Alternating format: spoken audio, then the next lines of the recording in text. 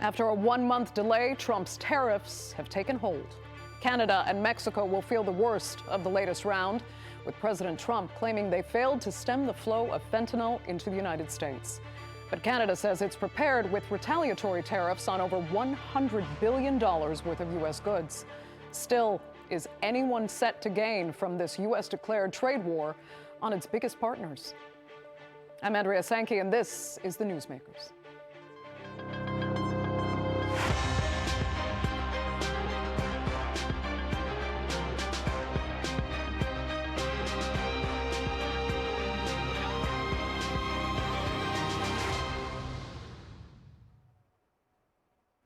President Trump made it sound simple, but the true repercussions are incredibly complicated. Enacting massive tariffs on Canada, Mexico, and again on China sends stock markets tumbling and left trade partners and supply chains reeling. All are prepared to take retaliatory action, with the Premier of Ontario even threatening to cut Canada's power supply to U.S. customers. Both Mexico and Canada claim the tariff policy violates Trump's own regional agreement. But that hasn't stopped the administration from launching a never-seen-before trade war among allies. Here's a look. US President Donald Trump has unleashed a new chapter in trade warfare. On Tuesday, his administration imposed a 25% tariff on imports from both Mexico and Canada, while doubling tariffs on Chinese goods to 20%. Very importantly, tomorrow tariffs 25% on Canada and 25% on Mexico, and that'll start. So they're going to have a tariff. So what they have to do is build their car plants, frankly, and other things in the United States, in which case they have no tariffs. President Trump's plans target nearly $2.2 trillion in annual trade and signal a new era of economic politics. Mexico and Canada have long enjoyed near tariff-free trade, but these measures now threaten to upend established supply chains across industries ranging from automotives to energy. Canada and Mexico are already preparing countermeasures. Canada's Prime Minister Trudeau has warned of an immediate 25% tariff on 30 billion Canadian dollars of US imports, while Ontario's Premier Doug Ford has threatened to cut off nickel shipments and electricity. In Mexico, President Claudia Sheinbaum has signaled that a strong response plan is underway. And the repercussions could potentially affect millions of jobs and disrupt production. Every day we see over 3,000 people in here, and currently all 3,000 of those people's jobs are up in the air and left at the fate of Donald Trump and his tariffs. In a separate measure, the US doubled tariffs on Chinese imports to 20%, a move aimed in part at pressuring Beijing over the alleged role of Chinese companies in supplying fentanyl precursors to Mexican drugs gangs. If the United States really wants to solve the fentanyl issue, it should hold negotiations with China on the basis of equality, respect, and reciprocity. If the United States has ulterior motives and persists in waging a tariff war, a trade war, or any other kind of war, the Chinese side will fight them to the bitter end. In a further development that will be celebrated by President Trump's supporters, Taiwan's semiconductor titan TSMC announced plans to invest $100 billion in the US to build 5 new chip factories. Having these semiconductor chips made on US soil is really, really important, because the chips we get from Taiwan, they're always at risk. The Chinese decided that they were going to invade Taiwan. If we don't have access to those chips, we could lose a lot of our economy in a year. The estimates are upwards of 10% if we did not have access to semiconductor chips from TSMC. So that's a national security risk. And that comes on top of Apple announcing plans to spend and invest more than $500 billion in the US over the next 4 years. As supply chains reel from mounting uncertainty, industries from automobiles to energy and consumer electronics are bracing for impact. The coming weeks will test whether dialogue can reverse the measures, or whether President Trump will irreversibly reshape the global trade landscape. Well, joining me now to talk more about what could be to come are from Ottawa, former Deputy Chief Economist at the Department of Foreign Affairs and International Trade, Dan Ciuriak, From St. Petersburg, Florida, Republican strategist and former candidate for Congress, Amanda Makki. And from Brussels, former director at the Directorate General for Trade of the European Commission, Ignacio Garcia Bercero. Thanks all so much for being with me. Dan, I'll begin with you. As a Canadian, did you expect to be here today talking about this? Because, you know, according to Canada, over the course of the 1-month delay that Trump had granted, Ottawa fought the war on fentanyl and did what was asked. Yet still, these tariffs have been imposed. Are you surprised? Not really. I mean, if you look at the development of American trade policy thinking, it's all about manufacturing. And President Trump actually said that the purpose of the tariff is not fentanyl. It is actually to repatriate manufacturing into America. So we've been expecting this. It's not just the emergency tariff regarding the migration and fentanyl at the border. There's the reciprocal tariff, and there is the revenue tariff, and it's all designed to actually repatriate manufacturing into America. So this is coming one way or the other. Do you think it'll work? No, it won't. The Trump administration, the first one, tried it. And what you saw was actually an increase in the U.S. trade deficit. And basically, this is what economic theory tells you. Lerner symmetry is perhaps the most important theorem of trade theory. It says that a tariff on imports is a tariff on exports, equivalent. And what happens is you reduce your trade symmetrically. So what you gain in some areas of manufacturing, you lose in others because your export-oriented industries suffer. And that's exactly what happened in the first administration. Well, speaking of that first administration, then, why didn't the U.S.-Mexico trade agreement that Trump himself devised prevent all of this? Wasn't it supposed to? I mean, it was supposed to be valid for 14 years. He had really touted how it laid out a fair trade agreement for North America. If I may start, the USMCA was a bit of a discount on the NAFTA. It was actually a bit more protectionist, and all the modeling, including the modeling by the United States International Trade Commission, said it actually reduced real GDP in all three countries. But that being said, it was still largely a free trade agreement, and it, of course, had nothing to do with either fentanyl or migration. So the question of why you would be putting in on 25% tariffs of this magnitude to shut down a lot of trade, North American trade, in fact, shut down North American value chains, is an open question. And the only answer really is, again, that if you listen to the litany of commentary coming from all the populist trade economists, from Oren Cass at American Compass, Michael Pettis, who writes for the Carnegie Endowment for Peace, Stefan Moran, who's now the nominee for the Council of Economic Advisors.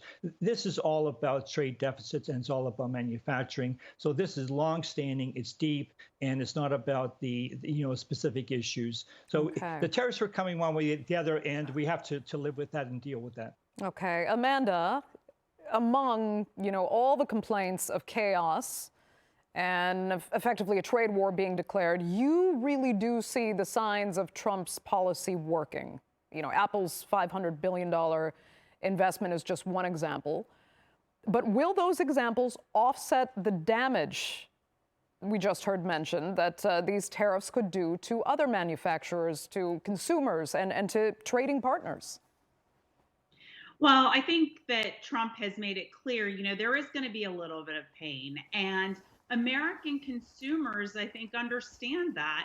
But, the proof really is when they go to Walmart, when they go to Amazon to do their shopping, and they see what the difference is in the prices that they pay. So, of course, you're going to have some pressure on the American consumer. However, Trump has made it very clear. He campaigned on this. Trump, in his personal life, in his public life, for 4 decades has been touting the benefits of tariffs. He's called them, quote, a beautiful thing.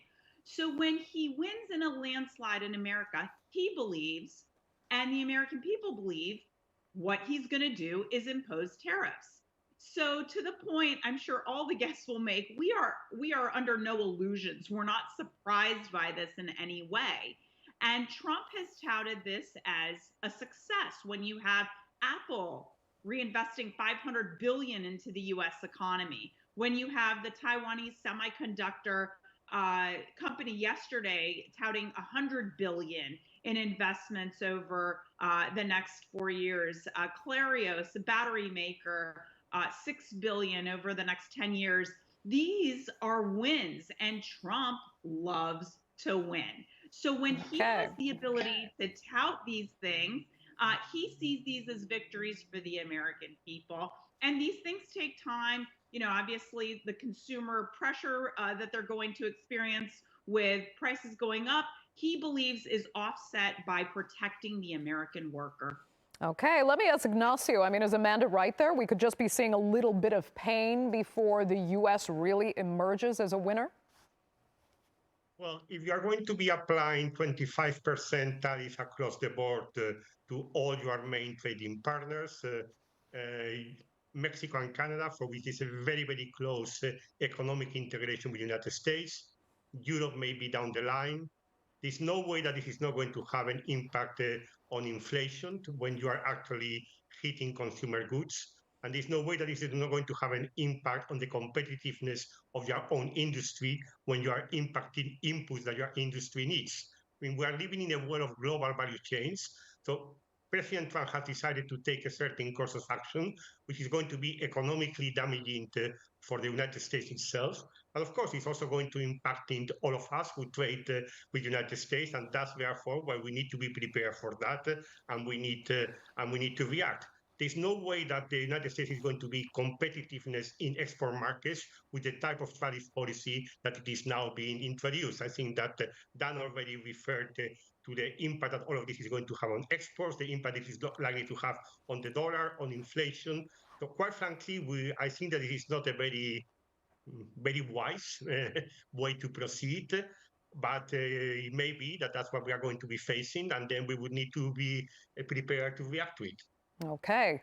Dan, let me come back to you, because on the flip side of this as well, there is that argument that these tariffs will actually provide a big break for the likes of Japan, Malaysia, and other countries, even China, if it's outsourcing production in certain cases, because they are tariff exempt. So consumers will turn to them instead, and not to the U.S. products as was intended. I mean, we have Japan's trade minister now coming to Washington, D.C. to confirm the tariff exemptions. So will this benefit the U.S., or is it just going to benefit other countries who aren't falling to the tariff victim side?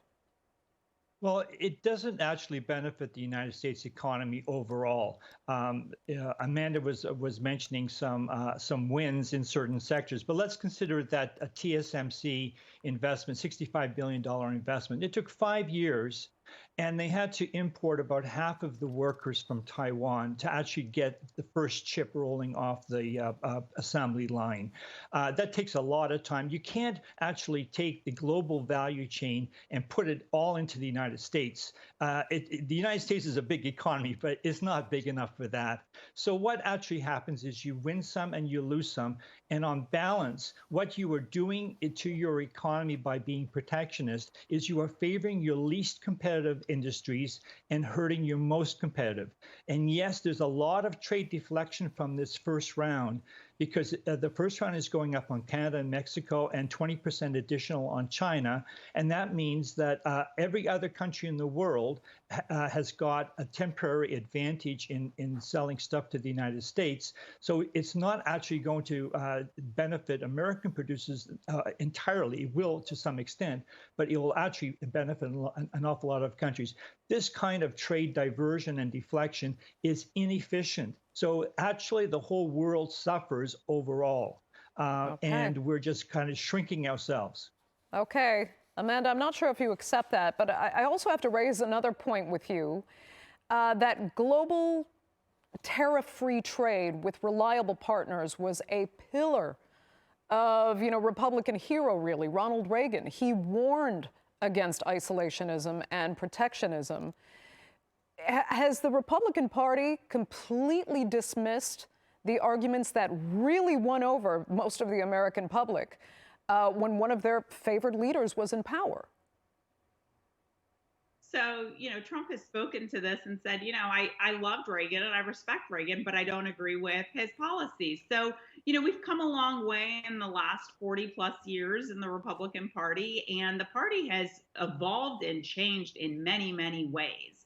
And one thing that Trump has done, and I will say this as a political strategist in the United States, is that he's been able to really bring people into the Republican tent, if you will, that were typically and traditionally Democrats or independents. He has done an incredible job of that. And a lot of people may view that as isolationist and protectionism, but that is what he has done to protect the American worker, who, in a lot of ways, unions and Democrats have been able to have a stronghold on that base of demographics, and Trump has been able to bring them in. Why? Because he has campaigned and promised to protect the American worker. And that's where the U.S. Political positions are right now when it comes to people wanting to feel like they have the president of the United States protecting them and not just looking out for big corporations in America and not just looking out for the big guys, but actually standing up for the average ordinary worker in Okay, America. but Amanda, do you worry, though, that his defense or his protection of what you're saying is the American worker will punish the private industries that he also wants to see thrive? Well, again, if you see what's happening, and certainly Trump will tout this as all these wins of having these companies, come back to the United States. Certainly, yesterday was big when you talk about Honda saying we're not going to develop in Mexico. We're going to have our Civic hybrid made in Indiana. These are the types of things that he believes are wins. Now, the proof will be in time and what we see happen over time.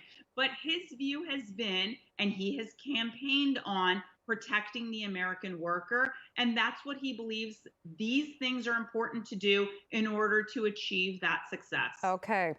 Ignacio, let me ask you this, and I've noticed you've looked a bit frustrated with some of the comments you heard, but if these tariffs, and let's turn south now, if these tariffs actually punish Mexico, a country that struggles already with poverty, will the U.S. suffer as well if that poverty is increased? It's not usually in a country's interest to have a poor, potentially more unstable neighbor right on its border.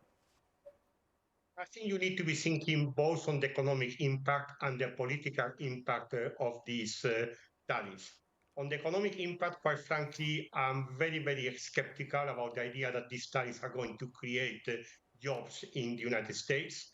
All the studies have shown that, for instance, the tariffs that were applied during the first Trump administration may have maintained some jobs in the steel sector, but at a very, very high price, and harming jobs in other sectors of the U.S. economy. So I'm not really think that this is going to be a job-creating initiative. But it's also a political cost. I mean, it's clearly that when you are treating your closest neighbors in this manner, when you are ignoring the trade agreement that was negotiated by the first Trump administration, you are creating a huge amount of political resentment in countries which are actually close neighbors of the United States. And of course, we haven't yet talked about Europe, but it's certainly the case that if the Trump administration decides to also hit Europe, as has been announced, this will be a major blow for the transatlantic alliance. But I think one really needs to look at this in terms, is it really going to have these potential economic benefits, on which, quite frankly, I'm very skeptical, but also what are going to be the political costs for the United States of harming those countries which see themselves, or we used to see themselves, as allies of the United States. But I think the impact on this on public opinion in Canada, in Mexico, in Europe is going to be big and very difficult for these memories to be changed. Yeah. So Dan, I mean, taking the political risks into consideration as well that Ignacio was just talking about, if this does go wrong, as you think it will, can Trump reverse this quickly? Or would that look bad, too bad for him to want to do? And also, I mean, does he risk doing irreversible damage just by experimentation here? I think the damage is irreversible already. Basically, what Trump has done is drop an uncertainty bomb on the North American economy. No one will invest in Canada right now to serve the United States market. So politically, Canada has to reorient to the way we were before the free trade agreement with the United States. And by the way, this is not the first time that the U.S. has abrogated an agreement with a trade agreement with Canada. Canada was actually formed. Confederation was a year after the abrogation of the original Elgin-Marcy Reciprocity Act of 1854. And when the border was closed to the U.S., Canada confederated, turned to internal trade and to, of course, trade with other partners. That's exactly what's happening right now. You've seen a very strong reaction in Canada, a very patriotic reaction to the 51st state idea. People are looking to buy Canadian products. They are stopping to buy American products. So this will hurt American exporters. And Canada has a lot of nation-building possibilities which have not been acted on, which I think we will turn to. I have a paper out just now, Canada Trade War. I've listed them. And if we move on these particular projects, we will not suffer from this tariff. We will actually be a wartime economy, and we will be a boom time economy. And that would be my hope for Canada's reaction. But certainly, Canada is looking to its other trading partners and is looking to internal trade to offset this particular hit to North-South trade. Okay, Amanda, I kind of want the same question for you. I mean, you can't guarantee that this is going to work out the way Trump has said it will. And if perhaps it doesn't, will Trump be able to reverse course? Will Americans be patient enough? You said there's going to be at least a little bit of pain. Will they be patient enough to push through that, given how many Americans are kind of living paycheck to paycheck right now? And do you fear at all that some of the damage will be irreversible, as Dan in particular thinks it will be? Again, I would just say that, President Trump has, been very clear about this all along, that he would be imposing tariffs. He talked about it after he was elected. He talked about it while he was campaigning. This is something, again, he has talked about over decades, how much he believes in tariffs. He's called them a beautiful thing. I get that. But still, if it doesn't work, this is really untested. Sure. Where does that leave the American people? I mean, of course, there's going to be people that are going to say, see, he was wrong. He shouldn't have done this. It's causing pain. But again, I just think that people are willing to give him a chance to do this. And Trump believes that the largesse of the United States, the ability of the United States to do this is because of the power and the might and the strength of the United States. One thing I wanted to go back to real quick, as you said, when you asked Ignacio about the border, the Mexican border, our problem is not to solve the problems of Mexico and what they're dealing with and with their economy. They have companies going from all over the world to open businesses there and to do work there because of the workforce that they have. It's actually a cheaper labor force than in China. So one thing that I want to be clear about where President Trump is, he does not care about fixing other countries' problems when we have so many. Okay, on our it's not about. I wasn't suggesting it was part of fixing other countries' problems. It's the risk of having a country that's more thrown deeper into poverty and potentially destabilized because of having that on your border. That could be the risk. Okay, Ignacio, we're down to our last minute, and I have to ask you if you fear overall this could trigger an actual global recession now, or will this stay contained? I think it's a little bit early to say.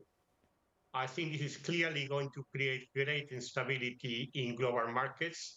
It's going to have an impact on inflation, and it could also have an impact on economic growth across the board. I would not at this point in time want to give a prognosis, but let me come back to a point that Amanda has been raising about President Trump having been campaigning on certain issues. Certainly, President Trump has been campaigning on tariffs, but quite frankly, what is currently being announced goes way beyond what President Trump campaigned about.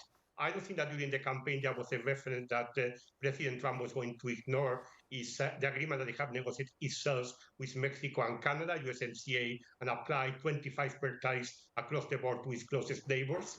There were talks about a 10% tariff for everyone and a 60% tariff from China. Now the European Union has been threatened with a 25% tariff. There was a talk about reciprocal tariffs, but quite frankly, what is currently being prepared by the United States has nothing to do with tariffs and has nothing to do with reciprocity. So what we are really seeing is a big escalation of tariff action, and this is not going to end well. Okay, Ignacio, that will have to be the final word for this edition of the Newsmakers. Unfortunately, we're out of time, so I'd like to thank all three of my panelists sincerely so much for being with us.